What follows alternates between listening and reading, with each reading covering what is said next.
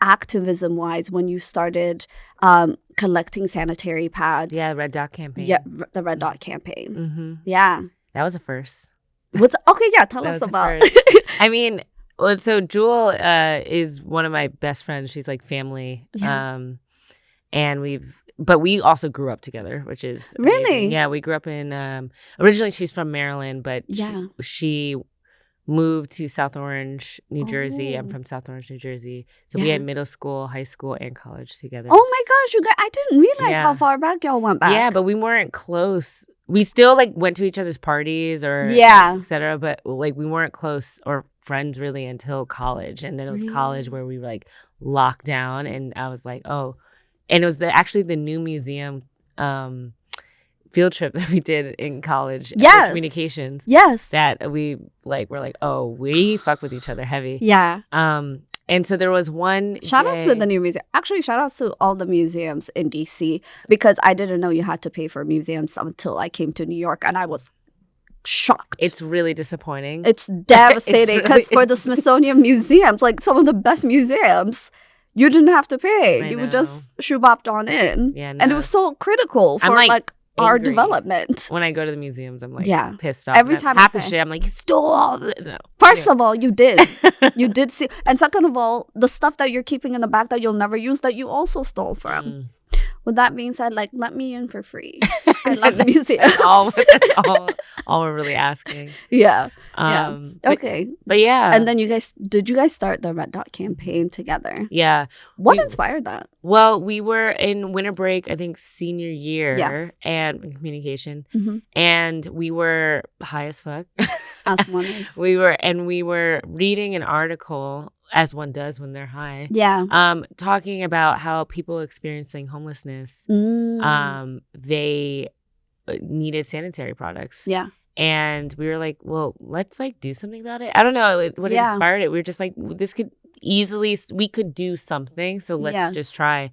And so when we came back after winter break, we started collecting. We would have boxes outside of like the apartment stores and Stamp and everything like that. Okay. The bookstore. Yeah. And we would just collect period products, and then we started doing presentations for like the different sororities on campus as well of why this was important. Yeah, because sororities have like their service aspect. So and it wasn't just the black sororities either. The white ones are the ones that we also did a lot of presentations for. So that was like a great experience. And once we left college, I connected with one of my other best friends, Sage Youngblood, and it was an artist and was really inspired by evolving Red Dot campaign. So collectively, me, Jewel, and Sage created a new version of it where we hosted events in comedy, art exhibitions,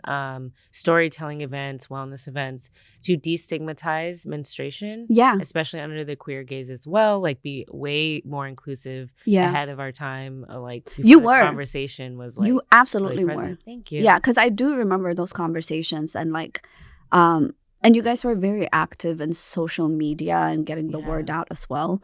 And like you fully committed to going to all these events, which was, I mean, first of all, you guys are like 22, 23 years old. Really young. Yeah, you guys are really young to be and like navigating post-college life and like in working in New York City, adjusting to living in the city as well.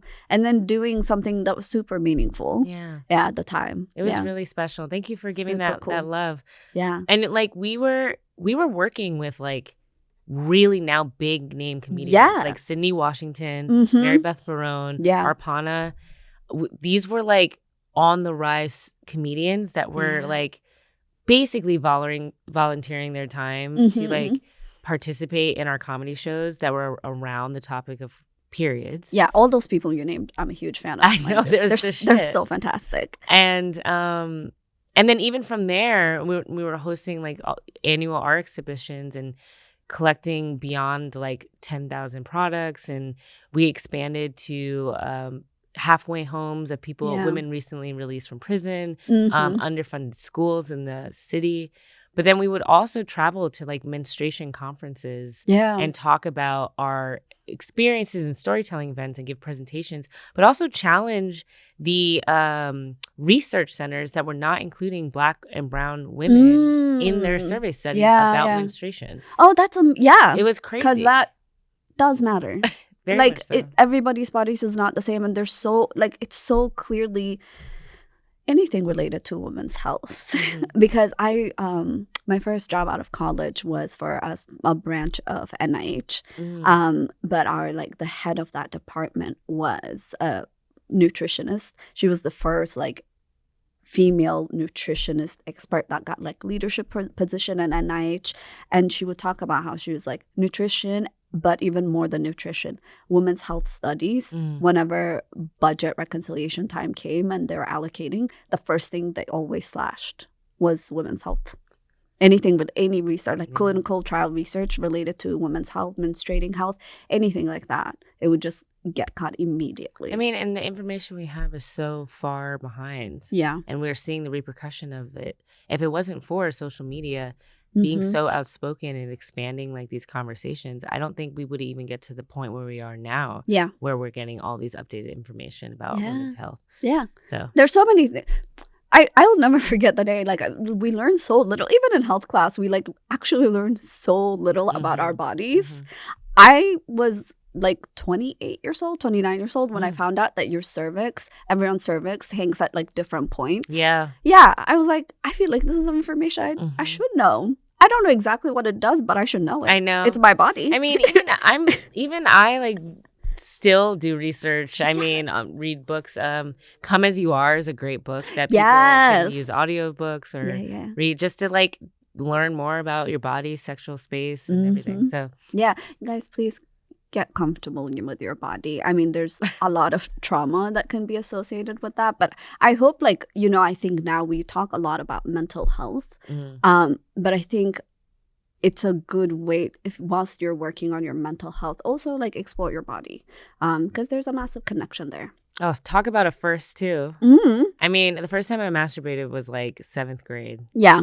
And it was one of the most enlightening experiences where Was it intentional? Were you like, I'm gonna do it today? Or were you reading a book and you're like, do you know what? So I was in my pool. Yeah. And I was like, dude, oh my God. Daytime? Yeah, I mean, yeah. And I guess no one was home. Yeah. But like, it's just also, natural curiosity. It was like natural curiosity. And it was in my pool. Like, so the jets were going and I was like, hold on. What would happen if this? And then it was it was like, mind stars. Just mind blowing. Yeah. And then it was nearly like, it's funny to talk about because every single human being, unless you're asexual, but even then they experience physical sensation. So everyone can really relate to this, but it's also so funny to talk about. Yeah. But yeah. Having your first orgasm self done was the best experience ever. And then I was telling all my friends. Were you like, that's what an orgasm is? Or did you like not have any of the language? I didn't really have the language, and I also had a lot of shame attached to it. But I didn't grow up with religion or anything. It was it's almost just like subconscious social I think it's just societal. Shame, which was so surprising. Even as I got older, I was like, that I was never shamed in this realm, and yet society like subconsciously did create shame. Like what I was doing was really bad. Yeah. But I would still ask friends, like, have you ever done this? I was like, no, you guys literally have to try No, please report back. Yeah. Yeah. Oh, yeah. 7th grade. That was the time. Yeah. Yeah. 6th grade, 7th grade. Ah, that's so cool. Oh my gosh. Now I'm thinking of just being in middle school. I know you're like the worst version of yourself. And all of us, I've said, they're the most dangerous members of society because they're unhinged.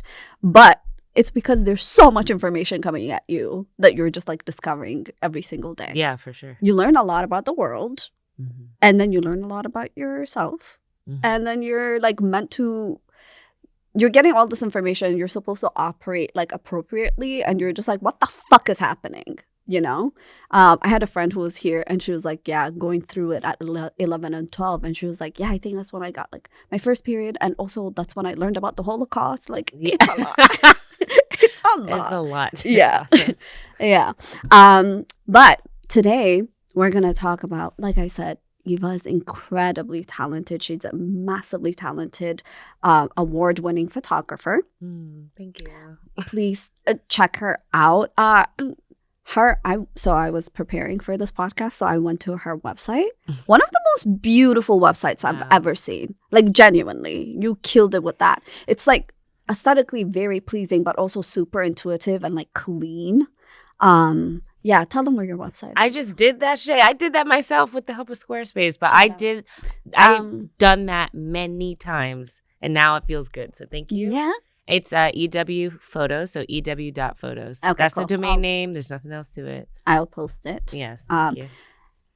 Very beautiful, and you can see her artwork there. To get an idea of what she does. Photography. Yes. When did you start? I started. I mean, I literally have a photograph that my Nana sent me when I was in my 20s of me as 3 years old with a camera in my hand. That's so cute. When I saw that photo, I did start crying because it was like this realization that I was definitely meant to be a visual storyteller. Photography is a tool. So I was always photographing, though, like all throughout elementary school, middle school. Yeah. It was very important for me to archive, like, just moments for friends, etc. And that was also when, like, Zanga and MySpace and like Zanga. Facebook It's crazy. Was coming up. So it was, especially with like Facebook, that's when you can start putting your albums together and stuff like that. Yeah. So I was very intentional with taking photos, but it wasn't until I went to sleepaway camp where I had the space to be as creative as possible taking photos without any influence. You're just like with other kids. Did you have a camera in the camp, or did you take a camera? I brought a camera. So that was this is when like Canon point and shoot was very popular. It was pretty accessible to get a great digital camera. And so I had a cute little pink one with a wrap. I know exactly which one. I know. Yeah. It was the light pink one. It wasn't like the hot pink one that was also very popular. I was thinking about the hot pink one. My bad. Yeah. The light pink one too. It was formative. It really was. But there was like, there was so much creativity that I had accessible, and I was just taking a lot of photos. So I have a whole archive. And when I came back, my brother Austin, like, I put the photos as my screensaver on my computer. Yeah. And then he, like, being an older teenage brother, he's just like walking in, like flashing the lights and shit like that. But then he was like, "Oh my God, did you take those photos?" And I was like, "Yeah." He's like, "Wow, you're like really good." And then when you get a compliment from a sibling at that age, an older sibling. Are you kidding?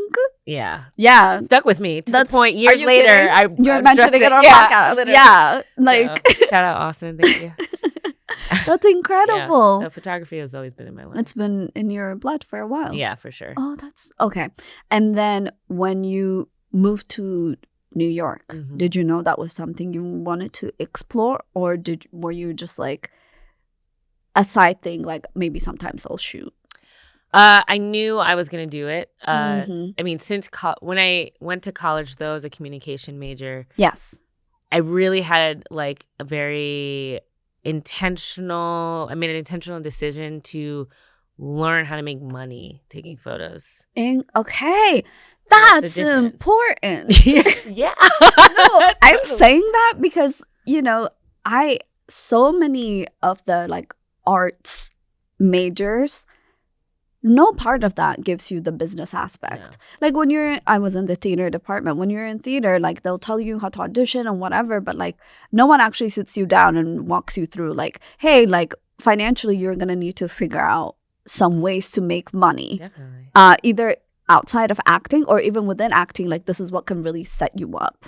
Right? The focus is so much on getting the job, not necessarily, even when you do become successful, how to manage that. But the crazy thing is, I didn't learn the business from anyone. No, like, you did it yourself. Yeah. No, that's what I mean. I think you at that age being conscious of like, I really need to understand the business side of this. Exactly. Yeah. It was, I mean, business side was like, okay, how can I make money? I'll do graduation shoots. So I did a lot of that on campus, which was cool. But then it was funny because it was like some of the boys that were doing it too. And it started like crossing territory and shit. Like who was gonna... Things got... It was, so it was funny because like I photographed Betty, for example. Like, that was solid. Jewel, of course. So it was just nice to know. I was one of the only women that was taking photos for graduation. And I did feel like this small sense of like, I got a little fire competition, you know. But then on the side, I had a car that I would drive to Baltimore and photograph these like white raves in Baltimore for only $75 for like 4 hours. So, and I just remember that's so the things you must have seen, first of all. Second of all, that's very intense for college. It was, and for $75. I know, literally. I remember talking to my boyfriend at the time, and I was like, "What?" I know. I was like, "What?"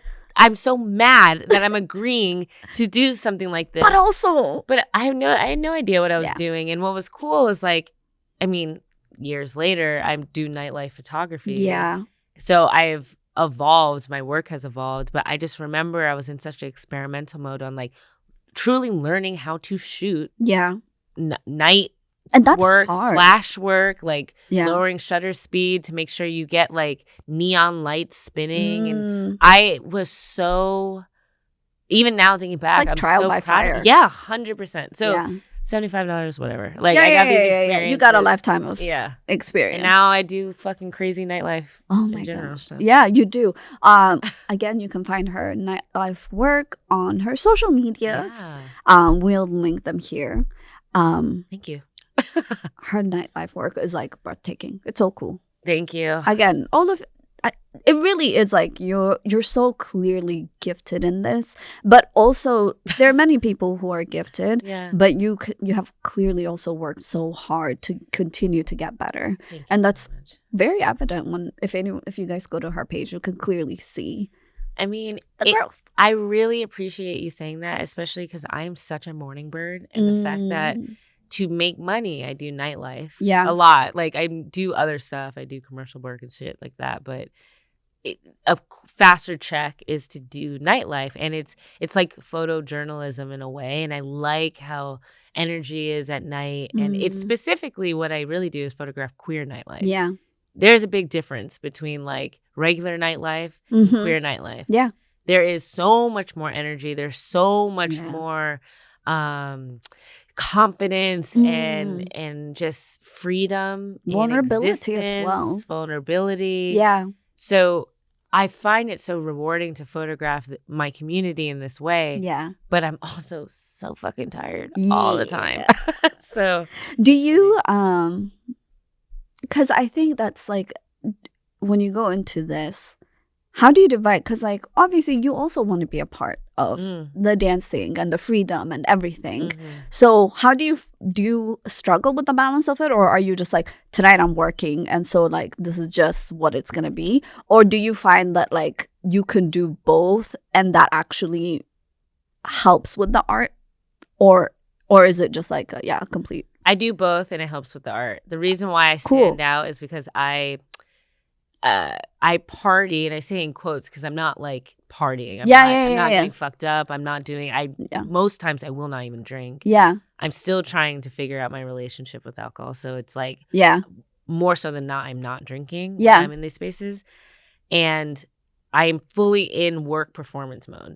So I go in and I'm like, oh my God, can I get this photo, blah, blah, blah. And I'm dancing with them. I'm creating an environment where they feel safe to be photographed. Yeah. And a lot of times I'll ask, can I take your photo? Is that okay? Like, I'm big on consent. Consent is key. Yeah, 100%. In every place. Yes, for sure. And if I am getting a moment where let's say someone's making out or something, they catch me, I'm like, oh, is that like cool? Like, I'll signify if that's okay. Yeah. Because there will always be 100 other photos of people making out and shit. It doesn't have to be that. Yeah. But, that being said, when they enter this space, there is like photography awareness. So like it's also that. But I've witnessed a lot of crazy shit that I do not share. I'm very and I have stories, but I'm very intentional with not blowing up anyone's spot. Yeah.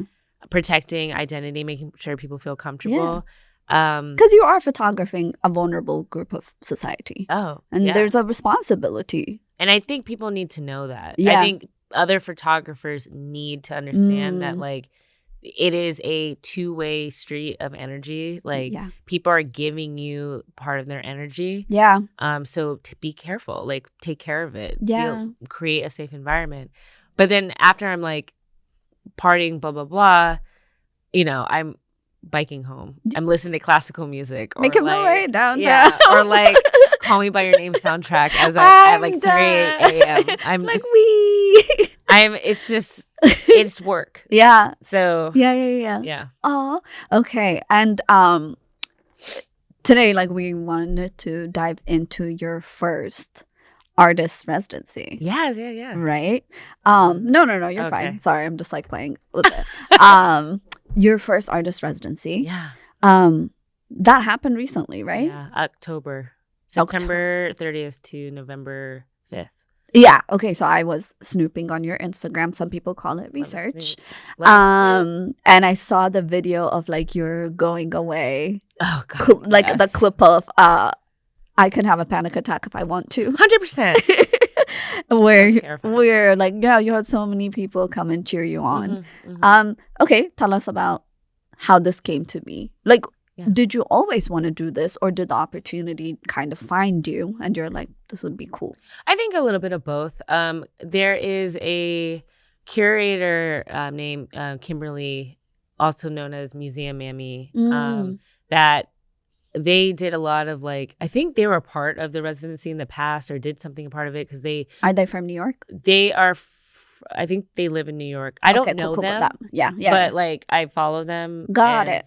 Some mutuals, but I don't know them personally. But they posted about the residency, and I was actually on my way home from DC the year prior, and I decided to submit. And the residency is called Villa Lina Foundation, and it is a 19th century villa in Tuscany, about an hour and a half out of Florence. So you're in a very small area off of a town named Playa. Yeah. Playa, I think. And there's like no one really there. There's like one bar in the space. We're living in like kind of the mountainous area. The Villa Lena is a hotel. Like Jeff Goldblum goes there once a year. Okay. Not to blow up his shit. I never met him, but I heard that Jeff? Was like, I'll see you there. Right? Apparently the staff loves him, and the staff is amazing. But the foundation is attached to it, and it's to support artists. So there was about 8 of us, of all different backgrounds, international and mediums, yeah. So I applied there to work on a short film. And I'm still working on it. I'm like editing it right now. But I wanted to expand outside of just doing photography. Ooh. Yeah, so I use that as an opportunity to do that. Because I was going to say, what is the dream? But we'll get to that later. So you can tell us about the residency. How long was the duration? It's 5 weeks. 5 weeks. Yeah, so I didn't find out until like a year. That's after I applied. Like I would just forget. Seriously. I was in Brazil when I got an interview for it. Yeah. And I found out like that summer or that fall of 2023 that I got it. And so I was able to plan, save money because you had to pay for your flight. You did have to pay for housing, but they like fed you during the week, like breakfast and dinner. Yeah. So it was worth it, and it was also cheaper than living in New York, like realistically. So I was going to take this opportunity. And when I tell you, I felt like this was going to be a transformative experience chapter going into that. Yes. So so you had like this was going to be your eat pray journey. That's what everyone literally said. This is going to be like, but that, I mean, I feel like you've had so many of those. I know. It's actually, you're not wrong. You're not wrong. I would have thought Brazil. I know. Like that. The road trip. Damn. Yeah, the road trip. Yeah. I feel like that would be more, but I also understand because you are exploring a different thing. So I understand the expectations that you had for yourself. It was, I mean, I can't really explain, because you're right. All those things were major chapter pillars, like, of events. Yeah. But this one felt like after, and I'll explain in detail, more detail why those were events that were important. But after working so hard to work through some challenges, I was like, now I'm ready to talk through these challenges using art, using film and photography. I was finally like physically ready. Yeah. And so at first I decided to make it kind of in like short episodes. So the first one is I can have a panic attack if I want to. And it really talked about how it showed my going away party. But I sincerely had a panic attack in my going away party. Everyone had a great time, and I was freaking the fuck out. And the next day I went. Why? Well, was it like an external or internal? Do you know what I mean? Were you concerned about an external thing, or were you concerned about both? Because I was so anxious. I was on shrooms and I smoked a little bit, and that amplified the external. Yeah. And everything got heightened. And it was like all these different groups that I created in New York, which I'm so lucky, all were came together. And you're like, wait, for me. But was this? And I'm like, fuck, I don't. Will they mingle correctly? And the thing is, I hosted it because a lot of people were asking to see me. And I was just like, I love you guys. I don't want to see anyone right now. I'm like not in the place. And I was battling with a lot of attention in that space. People I didn't really know that well wanted to create relationships with me. Yeah. And trying to navigate that was weird. Yeah. And trying to be humbly reflective about that, because I'm not like saying everyone want to hang out with me. It was just like, it just felt. But you just felt like everyone was trying to take pieces of you. Yes, with love. But I just didn't have, I was preparing for something that was so new. And internally, the topic at hand that I was working through was like, a project on how to heal. What does it look like to heal from sexual assault trauma?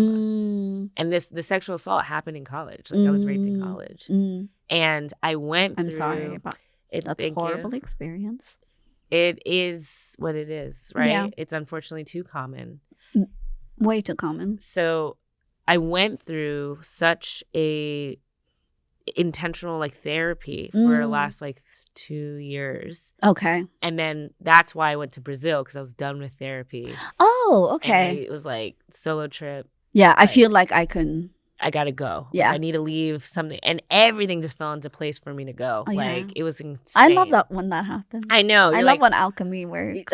You know? I love that you said I love when alchemy works. Yeah. That's amazing. That's exactly what it felt like. Yeah. So then this go around was like when I was really panicked about my going away, the internal part was I already like went through and healed from this space. Now I have to open this can of worms that I already closed. Yeah. Because I'm doing this to me. Like I'm doing this to create new work. Yeah. So that was kind of difficult. That's valid. Yeah. It's so interesting because you're saying that, and I'm thinking about it from the like perspective of like, if you're, I feel like a musician, or if you're an actor and like you're preparing for a tour or you're preparing for a role, there's very much it's kind of accepted in your like social circle if you're like, I'm preparing for this and I need, you know, I need that gap. But I feel like if you're an artist in the medium that you're in, no one is as conscious of like the internal work that would have to go into this. Yeah. So you needing that space, or you being in like a weird headspace essentially, would be, I understand how that could be much more difficult to explain to people. For sure. Yeah. And then you battle like, do you have to explain it to people? And you don't. Yeah. Well, exactly. Like friendships are important, community is important. Yeah. But a part of that is an understanding of like, we have to meet people where they're at that moment.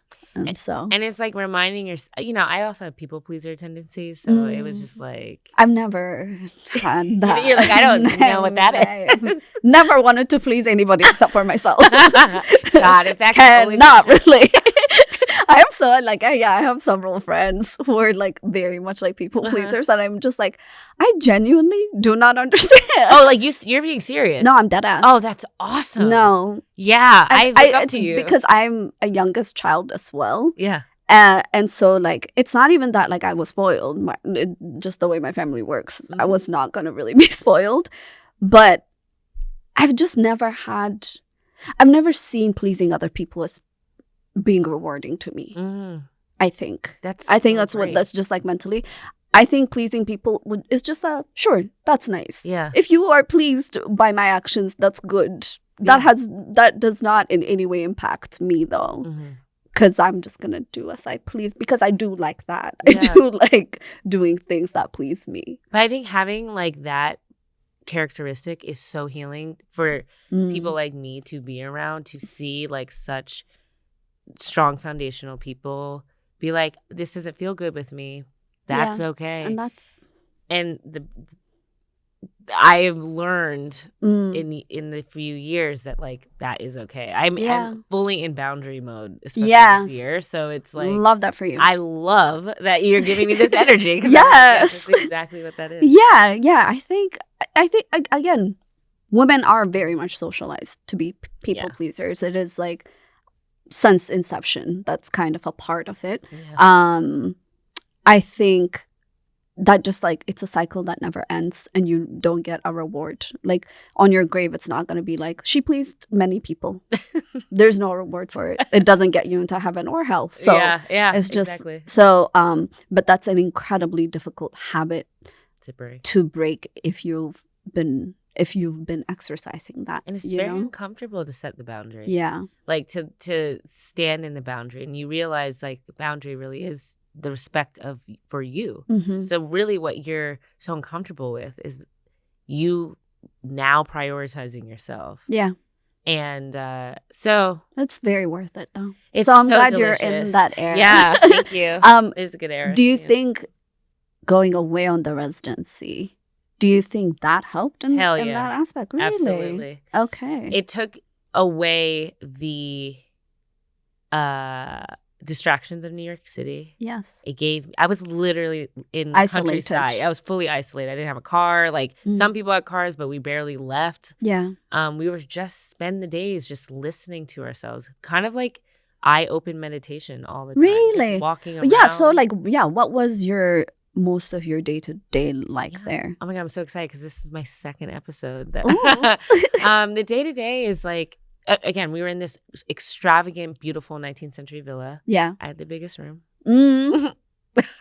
And she was favored. I was favored by the gods. No, it was actually fucking ridiculous. The way I even managed to talk about alchemy. I was literally like, God, I hope I have a really nice room. I hope I have the best room, actually. It didn't have to be the best, but just like a nice room. And it turned out that way. I had the biggest one. It was like a chandelier. Everyone teased me like, you would have it. And I'm like, sick. It's what I deserve. Yeah. I was like, thank you.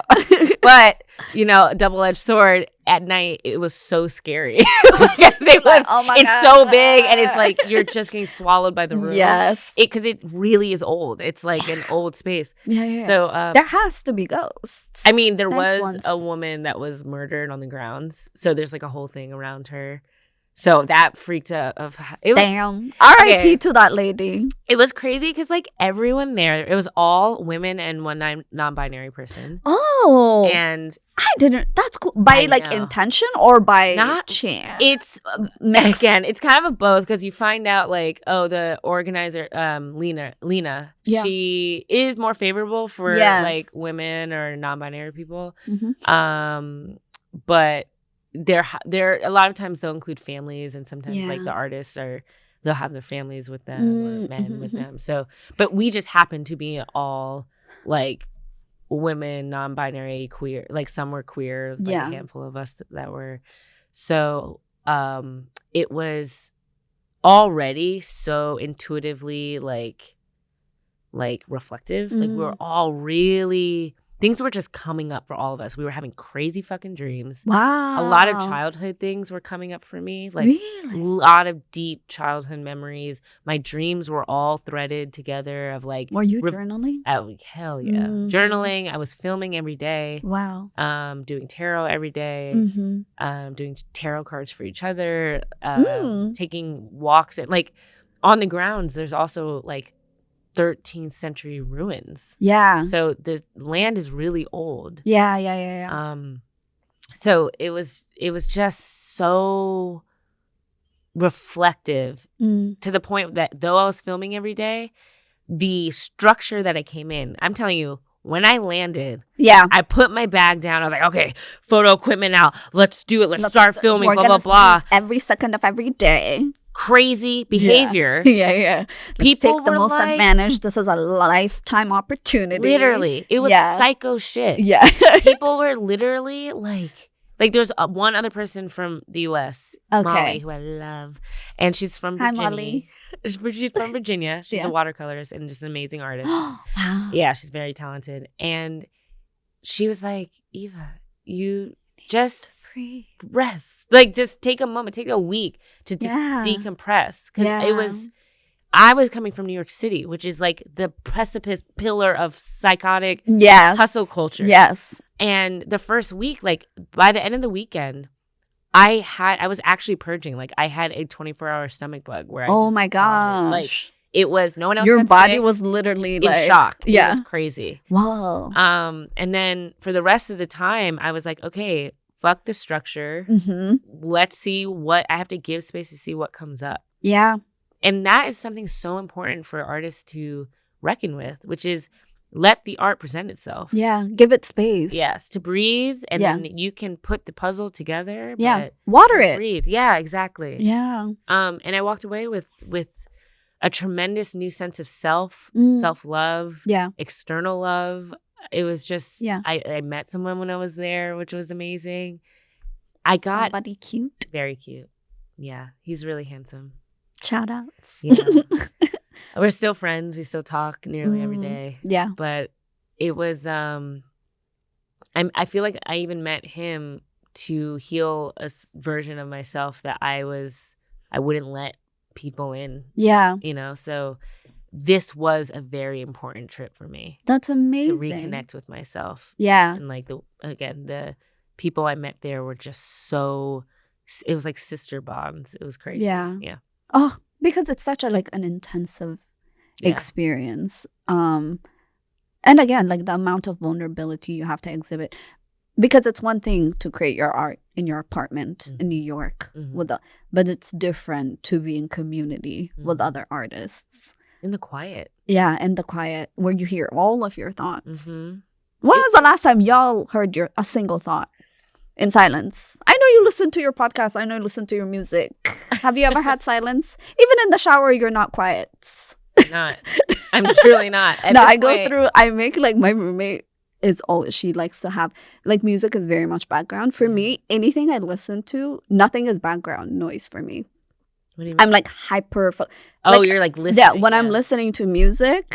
You're intense. Like listening to music and work, like I can do it, but I'm very focused on the music. Okay, you're locked in. Yeah, and to the point that I end up like turning it off because I'm just like, it's a song I'll have listened to thousands of times, but I'm like, but I like that song, and like now I can't do my work. But I also go through phases where I'm like, I'm not gonna bring my phone when I shower, like hair wash day. That's like the longest shower, right? For like, I'm like this week, no phone in the bathroom when I'm like showering or when I'm washing my hair and whatever, because I need to hear myself. Yeah. And then I also, every morning I like make my bed and then I stare out the window for like several minutes in silence. So nice. To like prepare. I've been doing that since I was a child and I don't know why. God, you have such a wise soul. But maybe I think it's also because I grew up in a house of like a lot of people. Oh, were and you? I think that I'm one of 7. Whoa. Yeah, 7. Yeah. Oh my God, yeah. But I think that was like my stolen moment of like silence. And I think even as an adult I would just do that. And it's a nice practice. It is a good practice. Yeah. That's why I think. And then I leave like the wall in front of me in every place I've lived in. I've always wanted to like put up art, but I realized during the pandemic, I like bought stuff to put up. And then I was like, oh, I can't put it on that wall. Because like when I wake up, I'm like, it's my thinking wall. That is weird. So great. Not weird. Not weird. That's really intentional. That's great. Yeah, I was just like, yeah, I think when I wake up, I like having a blank wall because then I can have ideas. Yeah, you can imagine things, whether it's for the day or projects. It gives you, it's a void to reflect with. Yeah. And the fact that it's white and it's not like a dark void. Yeah. It's just like, it's plain and it's like, it helps. That's so great. With but with that being said, I listen to way too many podcasts and my head is a mess. I mean, right now I'm listening to Animal Crossing melodies. So life is a little hard. But okay, so you had this. Was it as transformative as you hoped it would be? More so. Really? Yeah. I think what gave me so much anxiety is because I didn't know what it was going to be like. I put so much expectation that it had to be something. Like, I had to use it to make a new project because my work is inspired by personal events. Yeah. That's why it's relatable. That's why it's authentic. That's why people connect with it. Yeah. I don't mind trauma, but I review things that happen in my life to find meaning. It's for me. I make work it's for understanding. Me. Yeah. And then it is able to be transcribed to other people. But which is an incredibly beautiful thing. Thank you. I'm very proud of it. Yeah, that's beautiful. It feels very purposeful, like it's life purposeful. That said, though, I was putting an immense amount of pressure on myself to make the next thing. Yeah. And I had to learn to just be present and exist. And you can say that all you want. Yeah. But to actually, especially if you're from New York, to actually let yourself do that is very difficult. And so it was transformative because I was able to oh my God, I'm about to start crying. No. I was able to fall in love with myself again. That's beautiful. Like an experience in college took a piece of myself. Yeah. In the residency, I interviewed my family. I called them and told them to send me audio messages answering questions on what was it like to see me change? Because I was assaulted at 19. Yeah. So that was a pinnacle time of me transforming. So they saw changes in me that they couldn't really explain because they didn't really know what happened until I told them years later. So it was like re-reviewing all of these past things and how this happy-go-lucky girl, like how did she change? Talking about femininity and like makeup, etc., like that. My mom noticed I was not really connected to my femininity as much. Yeah. And that was really interesting to hear because I agree with her and I was slowly losing pieces of my identity. But, you know, with my queer community, I was able to, like my friend Paige, for example, she's super femme rat goddess. Like she's all makeup, would always put like fairy glitter and shit on my face. Yeah. And it reminded me to play and feel enchanted and just like that was elements of being nurtured, this like femininity being nurtured again. Yeah. So then going to Italy was just reviewing, accepting the changes, and then allowing myself to hold myself in it and be like, it's okay. And then meeting these women internationally, like that were all so different. Yeah. Like connecting with me and then meeting the man I like met, meeting the man I met. And, you know, there was one thing he said, he shared like an insecurity he had. Yeah. And then he asked if I had an insecurity. Yeah.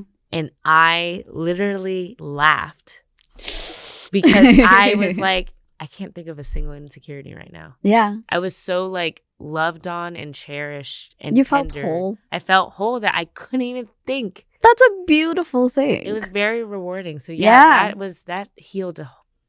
That took me milestones. Like you know. Yeah, and that is incredibly priceless. Yeah, it was. You know. So I'm very thankful for that chapter. I'm so happy you had that experience. Yeah, thank you. I'm so excited for the project.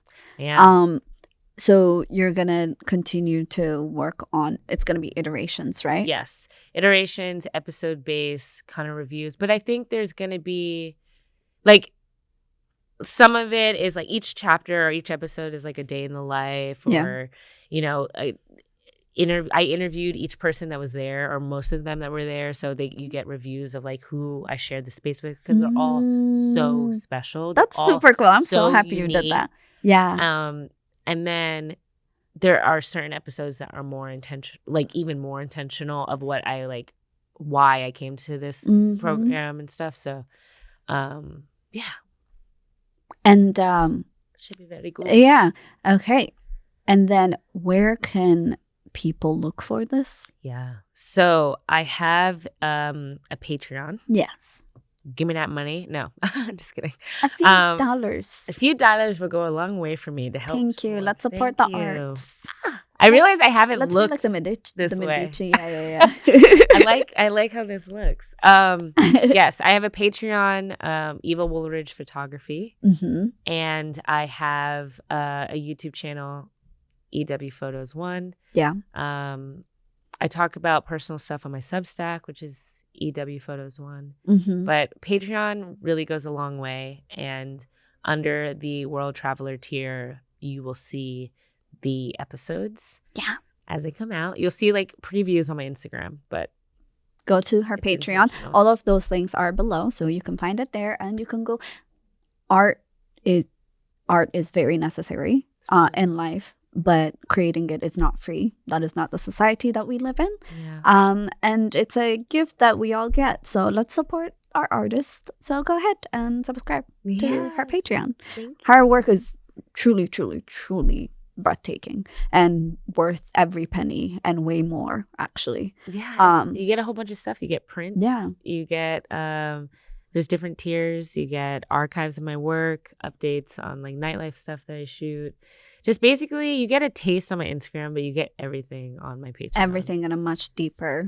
Reflective, all of that. So. Ooh, okay. And then another thing you have. I know. I had to bring it. This is so cool. I'm actually so glad. I know, show the people. Too. Okay, so I made a puzzle.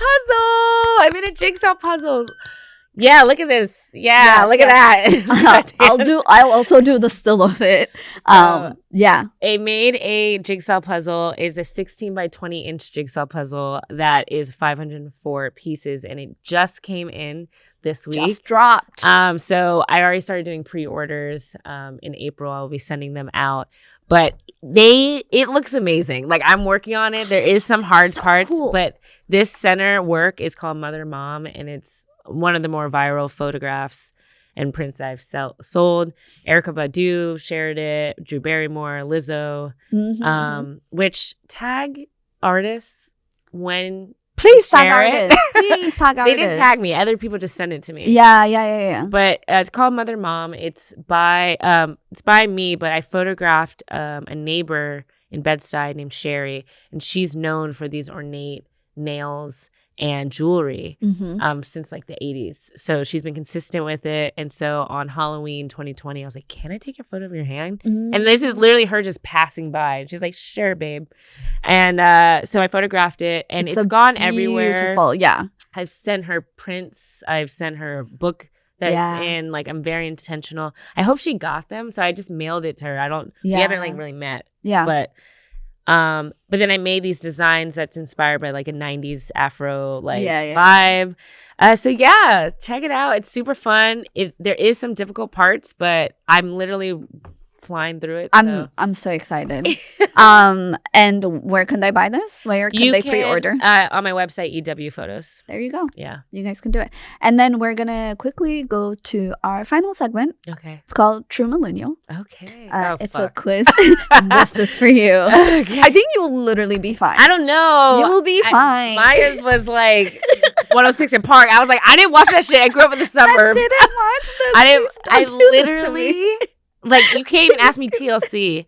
Oh my god! I was all MTV. You know, some of this might be a little bit. So, we're recording this the last week of Black History Month. So today's episode is Black History Month edition. In that, like, all of the people involved in this are Black.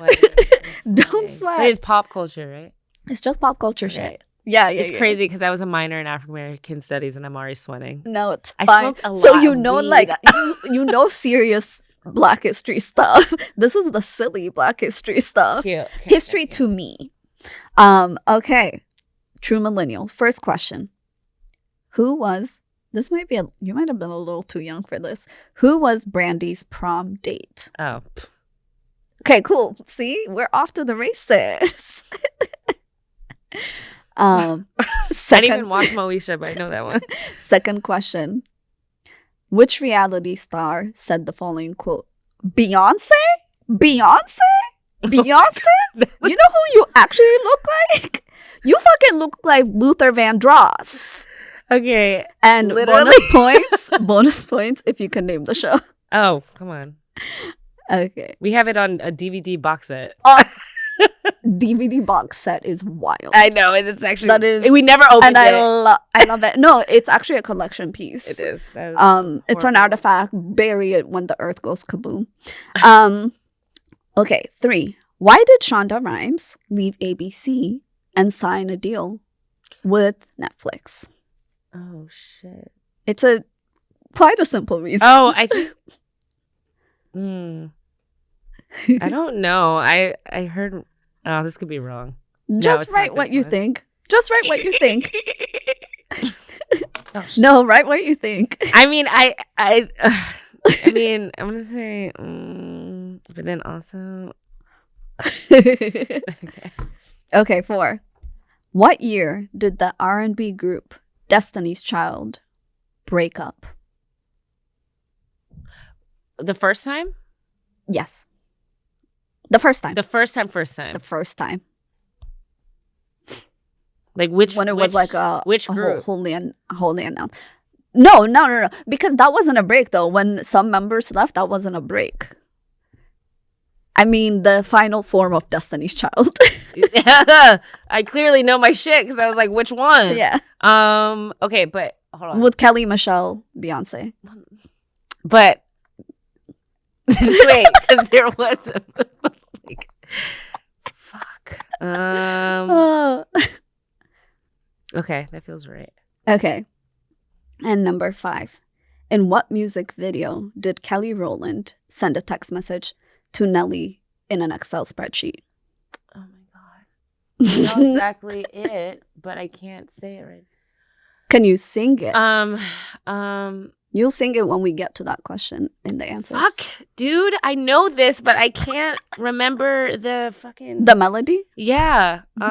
Also, it's hard to really think of Nelly who supported Trump by going to his inauguration. So it's hard to really what tap was it in. Janelle Monáe said that. Oh yeah, he's a bitch. Sorry, because you are.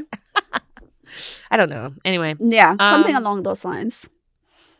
Back to. Oh, it's what okay. the It's okay. hell? It's okay. I It's know okay. it. It's not okay. All right. I know the look. Well, she's like on her phone. I know exactly what it is. Do you remember the hair? Yes, it was dark with the red. The red streaks. I know what I'm talking about. I just don't know what it's fucking called. Okay. Give me a clue. Clearly, I give myself clues. It's okay. Okay, first question. Let's get to the answers. But I know that's Usher and Alicia Keys. Yeah. First one. Who was Brandy's prom date? Kobe Bryant. Sure was. We love him. Heart. Number 2. Which reality star said the following? Beyonce. I am so sorry, Beyonce. The New York, A Flavor of Love. Yes. Tiffany Pollard. Shout out to you, an icon, a legend. Why did Shonda Rhimes leave ABC? I said money, but also Disney. What about Disney? Oh, so I was right with Disney?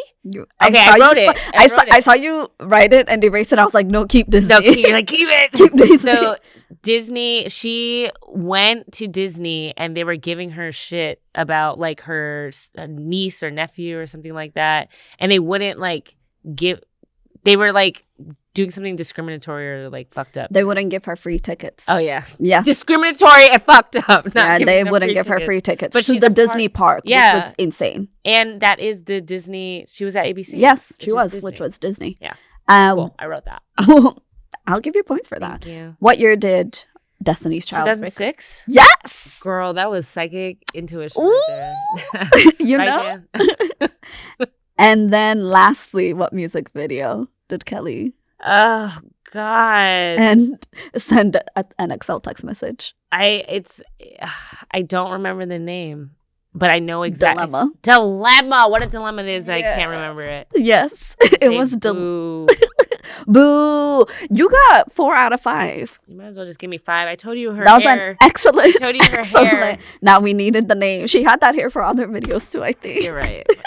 That was excellent. Thank well done. You can follow Eva and all of her social medias, which are below, and follow Are You New? On all platforms. Subscribe on YouTube. I want to grow. I have 14 subscribers, and maybe we could be 20. I think maybe we could be 30. I think it's whatever. 30. You guys subscribe. Be cool. And thank you for listening. You can also follow me at Kalki Ijamo on Instagram. And thanks. Thank you for having me. Thank you so much for this coming. was so fun.